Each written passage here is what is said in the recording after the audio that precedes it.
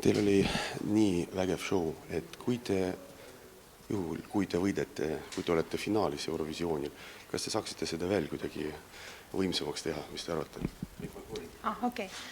No kui me võidame, siis kindlasti teeme kõik 10 korda vägevamaks, jaa. Et see on nagu lihtsalt, see on praegu.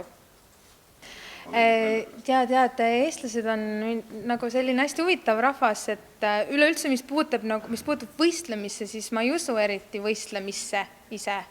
Et vahet pole ju, kes võidab, vahet pole, kes võidab homme finaali, vahet pole, kes seal Kiievis võidab, tegelikult ei ole vahet.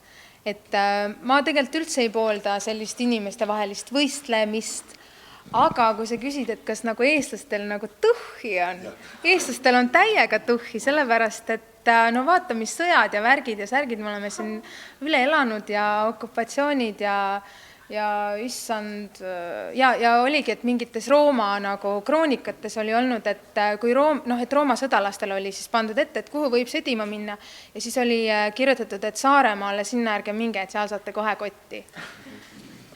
See on rästik, see on Eesti ainuke mürgine loom ja vanadel eestlastel oli kõigil kodus oma rästik, kunagi viina sees ja siis, kui olid mingisugused kehalised asjad või haigused, siis määriti seda viina nagu ravi eesmärgil ja lisaks, kui nõid pani nagu sulle rästiku ümber kaela või kui naine paneb sulle rästiku ümber kaela, siis see tähendab, et kuri silm sind enam kunagi ei kaeta. Ükski negatiivne energia sind enam ei puuduta. Üleüldse uss on selline tarkuse, naiselikkuse ja transformatsiooni sümbol. Kas sa usud, et sa homme võidad? Ma ei tea. Ei, no kõik tahaks. Aga minu arust, ma ei tulnud siia sellepärast, et ma ei tulnud siia võistlemise pärast. Ma tulin siia lihtsalt sellepärast, et ma armastan seda riiki ja ma armastan neid inimesi ja mul oleks suur au oma riiki esindada.